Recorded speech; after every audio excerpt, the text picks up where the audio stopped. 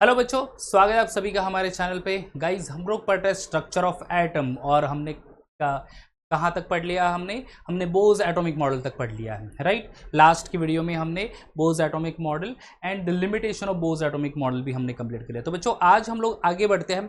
आज एक और एटॉमिक मॉडल हम लोग पढ़ेंगे, राइट। अगर आप थ्रू आउट द सीरीज आपने देखा होगा तो हमने डिस्कवरी ऑफ इलेक्ट्रॉन प्रोटॉन के through Rutherford atomic model, then after that development leading to the Bohr atomic model, उसके बाद फिर Niels Bohr atomic model, and अभी हम लोग चले जा रहे हैं बच्चों आज की वीडियो में reason for the failure of Bohr model, and then after will going to see new atomic model जिसका नाम है quantum atomic model, right. Okay, अब ये बोज एटॉमिक मॉडल फेलियर तो नहीं कहेंगे actually, but not completely failure कहेंगे हम लोग, बट से पूरा एक्सप्रेस नहीं कर पाता द स्ट्रक्चर ऑफ एटम को। क्यों एक्सप्रेस नहीं कर पाता? कुछ डेवलपमेंट उस दौर में हुई थी बच्चों, जो कि पहली कह सकते हैं आप लोग कि D Broglie proposal of a dual behaviour of matter, ये पहली चीज़ थी। एंड द सेकेंड वन जो चीज़ आई और द सेकेंड डेवलपमेंट हुआ वो हुआ हाइजेनबर्ग अनसर्टेनिटी प्रिंसिपल, राइट। अब ये डी ब्रोगली इक्वेशन या फिर डी ब्रोगली प्रपोजल क्या है? duality or dual behavior of a matter. According to the de Broglie, matter also exists the dual property, particle like property as well as wave like property. देखो हमने previously क्या पढ़ा था कि हमने electromagnetic radiation having dual property, particle like as well as wave like property. De Broglie का मानना है कि मैटर जो है, मैटर मतलब क्या बच्चों? Anything which have mass and occupy the space of the universe. तो matter also having both the properties. कौन सी प्रॉपर्टी?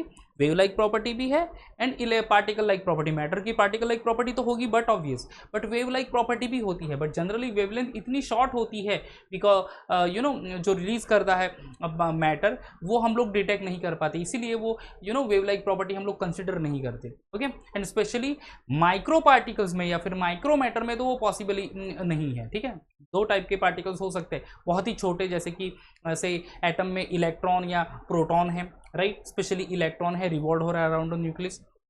या फिर से बड़ी कार हम लोग ले सकते हैं, कार का अगर exact position exact momentum find out कर सकते हैं, राइट। बट वही इलेक्ट्रॉन की पॉसिबिलिटी कम है according to this to development. तो पहली चीज है that is de Broglie proposal. De Broglie का क्या प्रपोजल है बच्चों? According to him he says that कि matter also exist the dual property. Okay, dual property कौन सी है? और dual behaviour particle like, both particle like as well as wave like property. So as I said कि यहाँ पे dual this one de Broglie ने कहा कि मैटर को दोनों टाइप की प्रॉपर्टीज एग्जिस्ट करेगा matter, particle like as well as wave like property. और जो वेवलेंथ रिलीज करता है जो बड़ा पार्टिकल है वो, राइट। तो उसका यहाँ पे रिलेशन भी दे दिया है that is lambda is equal to H upon M V, where the product of mass and velocity is called P, that is called momentum. So the lambda is equal to H upon P, where H क्या है बच्चों? Planck's constant है and P is the momentum, बराबर है। तो ये हमें equation दिया है only, and it is not the whole experiment is not there to study in our syllabus. तो गाइस उसको एक्सपेरिमेंटल स्टडी तो है नहीं, जस्ट प्रपोजल है। तो वो प्रपोजल यहाँ पे हमें यहाँ पे ध्यान में रखना है कि according to de Broglie matter को भी दोनों प्रॉपर्टीज है। मैटर को आप कह सकते हैं कि पार्टिकल लाइक प्रॉपर्टी है, उसमें मास है, राइट, उसका कुछ वॉल्यूम होगा, बट उसकी वेव लाइक प्रॉपर्टी भी है। उसका बोलना था कि हर एक मैटर जो है कुछ वेवलेंथ रिलीज करता है। वेवलेंथ शायद से बहुत ही कम या शॉर्ट वेवलेंथ होगी, इसकी वजह से वो डिटेक्ट नहीं कर पाते हम लोग, राइट। या फिर तो इसका मतलब ये है कि according to the de Broglie आप हो, मैं हूं, ओके, ये पेन है, अगर मूवमेंट हो रही है, डिस्प्लेसमेंट हो रही है, तो वो सर्टन वेव डेफिनेटली इमिट करेगा और उसकी कुछ वेवलेंथ जरूर रहेगी। तो पार्टिकल लाइक प्रॉपर्टी तो हो गई और वो एग्जिस्ट कर रहा है wave like property as well. So that is the proposal of de Broglie, right. अब एक और यहाँ पे डेवलपमेंट हुई that is called Heisenberg uncertainty principle. Heisenberg uncertainty principle में क्या हुआ बच्चों? तो प्रिंसिपल क्या कह रहा है कि according to the principle it is impossible to determine simultaneously the exact position and exact momentum, ठीक है। Exact position and exact momentum और velocity of an electron. Electron हम लोग कंसिडर कर सकते हैं बच्चों, क्या है? इट्स अ माइक्रो पार्टिकल, छोटा पार्टिकल है, राइट। वो ऐसे न्यूक्लियस से समझ लो, तो न्यूक्लियस के अराउंड रिवॉल्व होगा जरूर, बराबर है। बट जब भी वो इलेक्ट्रॉन न्यूक्लियस के अराउंड रिवॉल्व हो रहा है तो at a time simultaneously electron की पोजीशन एंड इलेक्ट्रॉन का मोमेंटम फाइंड आउट करना ये नेक्स्ट टू इम्पॉसिबल है। क्यों? क्योंकि वो बहुत ही छोटा पार्टिकल है, तो इसके वजह से एक तो एक पोजीशन आप फाइंड आउट कर सकते हैं, या फिर उसका एग्जैक्ट मोमेंटम या फिर वेलोसिटी आप फाइंड आउट कर सकते हैं। अगर मैक्रो पार्टिकल है, जैसे कि कार रेसिंग आपने देखी होगी बच्चों, तो कार रेसिंग में ये दोनों चीज़ें पॉसिबल है कि कार एक बड़ा पार्टिकल है तो उसका से वेलोसिटी एज वेल एज उसकी एग्जैक्ट पोजीशन आप लोकेट कर सकते हैं। बट इलेक्ट्रॉन के केस में वो नहीं होता। न्यूक्लियस के अराउंड जो इलेक्ट्रॉन बहुत ही छोटा पार्टिकल है, जो कि नेकेड आई से तो दिखता भी नहीं, इवन एटम भी नहीं दिखता एक्चुअली, तो वो जो इलेक्ट्रॉन रिवॉल्व हो रहा है अराउंड द न्यूक्लियस, तो उसकी पोजीशन एंड मोमेंटम ये आइडेंटिफाई करना ये इम्पॉसिबल है। ये कहा है हाइजेनबर्ग अनसर्टेनिटी प्रिंसिपल ने। तो गाइज प्रीवियसली जो डी ब्रोगली ने कहा कि मैटर को भी डुअल प्रॉपर्टी है। कौन सी property? Particle like as well as wave like property. Secondly यहाँ पे हाइजेनबर्ग अनसर्टेनिटी प्रिंसिपल कह रहा है कि it is impossible to determine simultaneously exact position and exact momentum of the electron. Okay, अब मैथमेटिकली हाइजेनबर्ग ने कैसे कहा उसको? Delta x into delta p greater than और equal to H upon 4 pi, that is also called as delta x into delta mv, because momentum p is the product of m into v, right? So m into v greater than or equal to h upon 4 pi, so delta x into delta vx greater than or equal to h upon 4 pi, जहाँ पे delta x यानी क्या? Uncertainty इन position है दोस्तों, and delta px या फिर आप कह सकते हैं delta vx is the uncertainty in the momentum. तो ये दो रूल्स आए या फिर दो डेवलपमेंट हुई, एक डी ब्रोगली इक्वेशन कह सकते हैं आप, and second one Heisenberg uncertainty principal. अब ये जो दो प्रपोजल आए, ये या फिर दो डेवलपमेंट हुई, ये बहुत ही बड़ा इम्पैक्ट कर गई नील बोर्स एटॉमिक मॉडल में, ठीक है? क्योंकि नील बोर्स ने क्या कहा है कि इलेक्ट्रॉन न्यूक्लियस के अराउंड एक फिक्स सर्कुलर पाथ में रिवॉल्व हो रहा है। अब हाइजेनबर्ग कह रहा है कि impossible to determine simultaneously the exact position and the momentum, तो पोजीशन डिटरमाइन करना एग्जैक्टली इम्पॉसिबल है, राइट?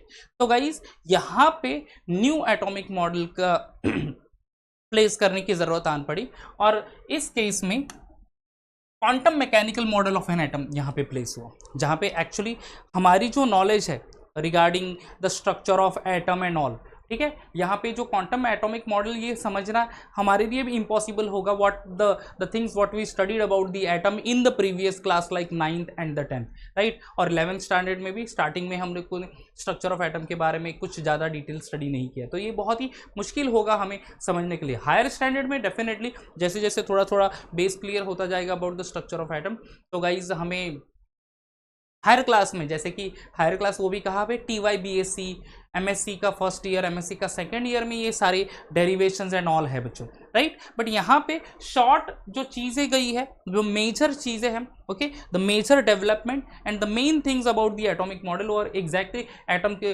स्ट्रक्चर ऑफ एटम की क्या इंफॉर्मेशन है, ये यहाँ पे हमें बच्चों यहाँ पे ध्यान में आ जाता है, ठीक है? तो यही बताया है यहाँ पे। देखो, तो quantum mechanical model of an atom, जहाँ पे एक इक्वेशन आएगा that is called Schrodinger equation. ये श्रोडिंगर इक्वेशन को अगर हम लोग सॉल्व करें, डेरिवेशन नहीं है बच्चों वापस से, राइट? जैसे हमने बोर्स एटॉमिक मॉडल में पढ़ा, एनर्जी लेवल हो गया या फिर रेडियस फाइंड आउट करने के लिए सीधा फॉर्मूला दे दिया है, यहाँ पे भी डेरिवेशन है नहीं, हालांकि डेरिवेशन है बट हमारे अंडरस्टैंडिंग के बियॉन्ड है वो चीज़, तो इसीलिए डेरिवेशन नहीं दिया, सीधा इक्वेशन दे दिया है, और इक्वेशन में वो टर्म क्या डिनोट करते हैं वो दे दिया है यहाँ पे। So if you solve this Schrodinger equation for the say number of atoms for each and every atom, तो गाइस कुछ चीज़ें हमें यहाँ पे क्लैरिफाई होगी, तो वही हम लोग ऑनवर्ड्स पढ़ना है। But what is Schrodinger equation? Schrodinger equation is H psi is equal to E psi, where H is called to be the say Hamiltonian operator or you can say mathematical operator, and यहाँ पे psi यानी क्या बच्चों? Psi is called to be a wave function. Wave function को हम लोग simply कहेंगे बच्चों एनर्जी। वेव फंक्शन यानी simply you can say it is energy only, ठीक है? तो सैंपल एनर्जी है ये, and E is the total energy of the system. पूरा जो एटम है उसकी total energy of the system is considered to be E only. तो ये एक श्रोडिंगर इक्वेशन है, ये श्रोडिंगर इक्वेशन की डेवलपमेंट हुई, और इसी के बेसिस पे अगर इसको सॉल्व कर लेते हैं for every shell, for every atom, तो कुछ हमें यहाँ पे से टर्म्स इंट्रोड्यूस हो जाते हैं with the help of the Schrodinger equation. तो श्रोडिंगर इक्वेशन देखो, when Schrodinger equation is solved for the hydrogen atom, the value of E and psi R obtain. तो एनर्जी की वैल्यू क्या है, एग्जैक्टली साई की वैल्यू क्या है, ये मिल जाती है हमें। और इसके बेसिस पे by solving this equation a sets of a 3 quantum number, ठीक है, 3 क्वांटम नंबर्स भी मिल जाते हैं। वो जो 3 क्वांटम नंबर्स है ये कुछ से इंफॉर्मेशन हमें प्रोवाइड कर लेते हैं, ठीक है। तो श्रोडिंगर इक्वेशन है क्वांटम एटॉमिक मॉडल में, एंड श्रोडिंगर इक्वेशन को हम लोग सॉल्व कर ले तो ई एंड साई की वैल्यू हमें मिल जाती है। At the same time we can with the help of solving the Schrodinger equation 3 sets of quantum number मिल जाता है। क्वांटम नंबर के नाम क्या है, principal quantum number denoted by small n, azimuthal quantum number denoted by small l, and magnetic quantum number denoted by m l, right. अब ये 3 quantum number भी पूरा स्ट्रक्चर ऑफ एटम एक्सप्रेस नहीं कर पाता। The splitting of a spectral line in multi electron atomic से emission spectra gives another quantum number, ठीक है। अगर स्प्लिटिंग ऑफ लाइन हम लोग स्टडी करें, मोर देन 1 इलेक्ट्रॉन है किसी एटम में, ठीक है, तो उसमें एक और क्वांटम नंबर की इंट्रोडक्शन हो गई जिसका नाम है इलेक्ट्रॉन स्पिन क्वांटम नंबर, जिसको MS से डिनोट किया जाएगा। तो ये 4 टोटल क्वांटम नंबर्स है बच्चों, विच is given bye you can से quantum mechanical model of an atom, ठीक है, quantum mechanical model of an atom. याद रखना, quantum mechanical model of an atom में एक इक्वेशन से स्टार्ट होता है जिसका नाम है श्रोडिंगर इक्वेशन। श्रोडिंगर इक्वेशन का derivation as I said earlier also कि यहाँ पे है नहीं, सिर्फ इक्वेशन को ध्यान में रखना है। और अगर ये इक्वेशन हम लोग सॉल्व करें फॉर हाइड्रोजन एटम और दी अदर एटम तो हमें ये कुछ इंफॉर्मेशन वहाँ पे मिल जाएंगी।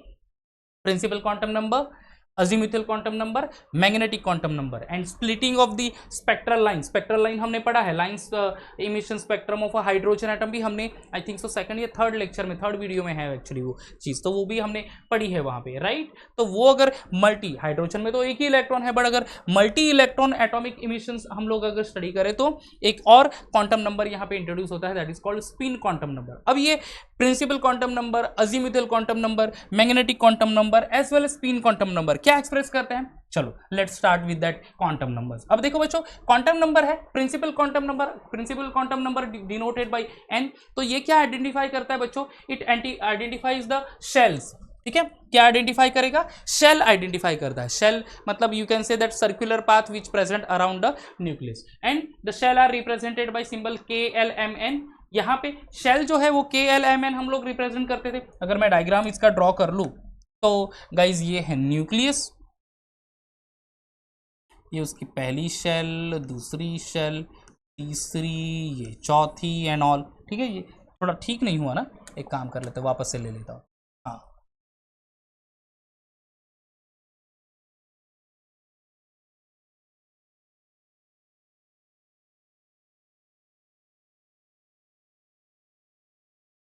हाँ जी। अब यहाँ पे देखो, तो ये शेल को अगर हम लोग नाम ले ले तो ये इसको कहेंगे L, ये M, ये N और ये P।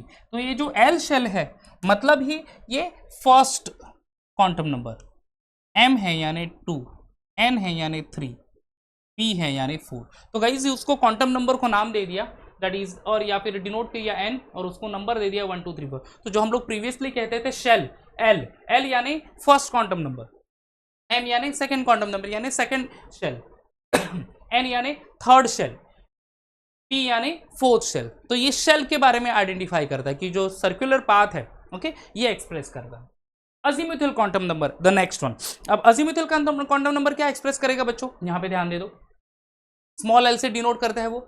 अब it is also called as subsidiary quantum number, represents the subshell. ये रिप्रेजेंट क्या करता है बच्चों, ये सबशेल रिप्रेजेंट करता है, यानी शेल में जो कुछ सबशेल्स आते हैं वो रिप्रेजेंट करता है, and it is given by belonging to that shell actually, and it is represented by L जो होगा 0 1 2 3 4 एंड ऑल, ठीक है। अब ये 0 अगर L equal to azimuthal quantum number L is equal to 0 यानी वो सबशेल कौन सी रिप्रेजेंट करता है, S सबशेल, ठीक है।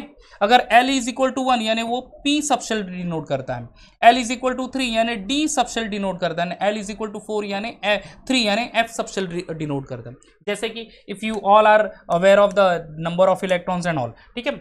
अब K शेल है, राइट, K को हम लोग कहते हैं फर्स्ट शेल, या फिर मैं इस तरफ लिख दूं, that will be better, no,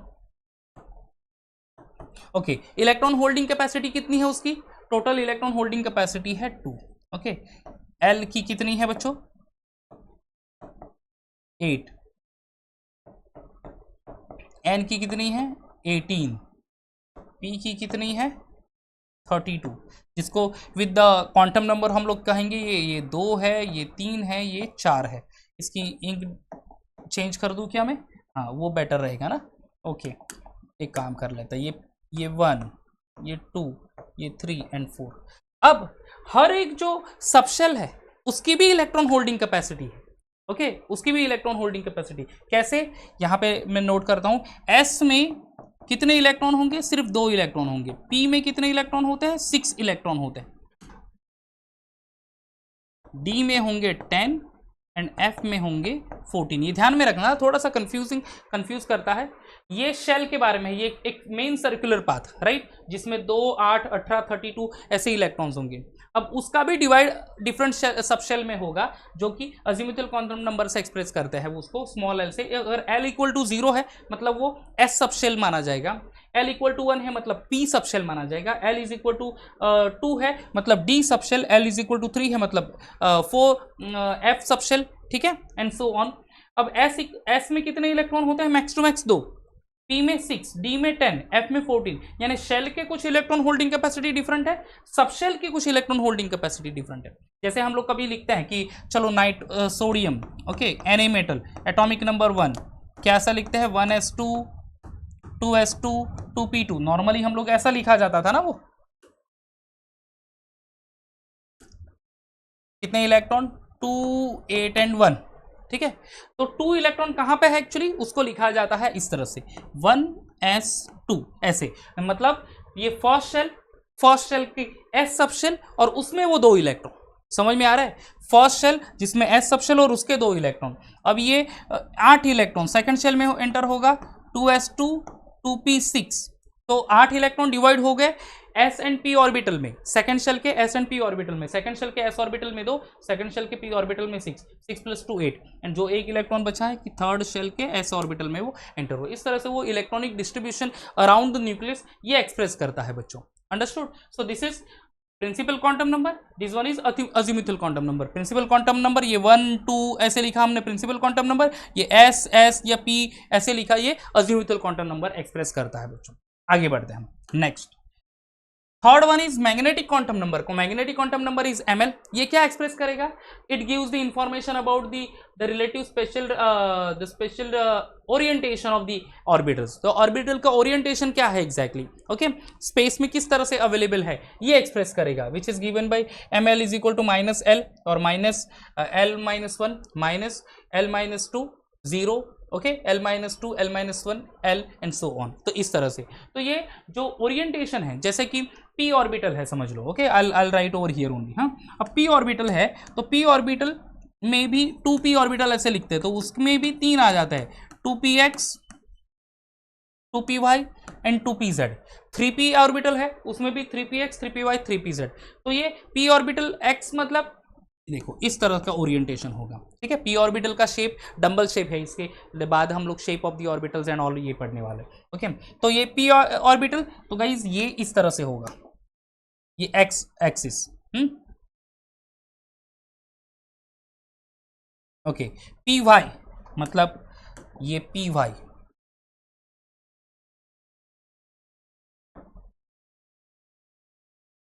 ये py एंड pz ये कैसे होगा?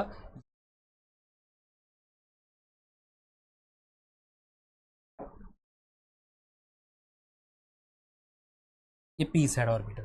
तो px py and pz orbital, ये इसकी ओरिएंटेशन एग्जैक्टली कैसी है ये एक्सप्रेस करेगा by the magnetic orbital quantum number. And last one electron spin quantum number, it specifies the spin state of the electron in the orbit. ये orbit में electron की spin कैसी है, क्लॉकवाइज डायरेक्शन में है या एंटी क्लॉकवाइज डायरेक्शन में। Clockwise direction को ही हम लोग अपर स्पिन एंड डाउनवर्ड डायरेक्शन में डाउन स्पिन ऐसा कहता है actually, which is denoted by clockwise direction +½ anti clockwise direction -½ ठीक है, ऐसे भी हम लोग डिनोट करते हैं। तो स्पिन ऑफ द इलेक्ट्रॉन ये भी हम लोगों को मेंशन करना होता है बच्चों, या फिर ये इंफॉर्मेशन देता है। तो स्पिन क्यों जरूरी है? क्योंकि आगे जैसे ही हम लोग एक्चुअली वो टॉपिक नेक्स्ट वीडियो में ही आएगा हमारा, जहाँ पे हम लोग कुछ रूल पढ़ेंगे इलेक्ट्रॉन डिस्ट्रीब्यूशन का, that is called electronic configuration. तो हर एक एटॉमिक ऑर्बिटल है जिसमें 2 ही इलेक्ट्रॉन अवेलेबल हो सकते हैं, और 2 इलेक्ट्रॉन जो है बच्चों उसका स्पिन भी अपोजिट होना चाहिए। अगर दोनों एक ही डायरेक्शन में मूव कर रहे हैं वो भी एक्सेप्ट नहीं करता वो ऑर्बिटल। तो that is these are the things which are very much important over there. तो ये देखो quantum atomic model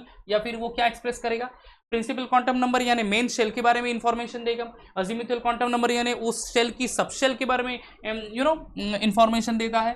this magnetic quantum number वो ओरिएंटेशन ऑफ द ऑर्बिटल्स क्या है एग्जैक्टली वो हमें बताता है in the space. And electron spin quantum number जो ऑर्बिटल इलेक्ट्रॉन एक्सेप्ट या फिर अकोमोडेट करते हैं ऑलरेडी, तो उनका स्पिन एग्जैक्टली कैसा है, क्लॉकवाइज डायरेक्शन में या एंटी क्लॉकवाइज डायरेक्शन में वो रोटेट होता है या ओके ये यहाँ पे एक्सप्रेस करेगा। तो गाइज ये है quantum mechanical model of an atom. तो ये हमने यहाँ पे आज की वीडियो में कंप्लीट किया।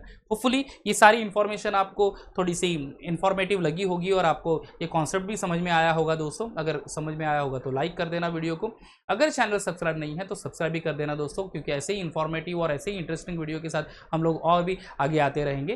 तो गाइज तब तक bye bye and take care.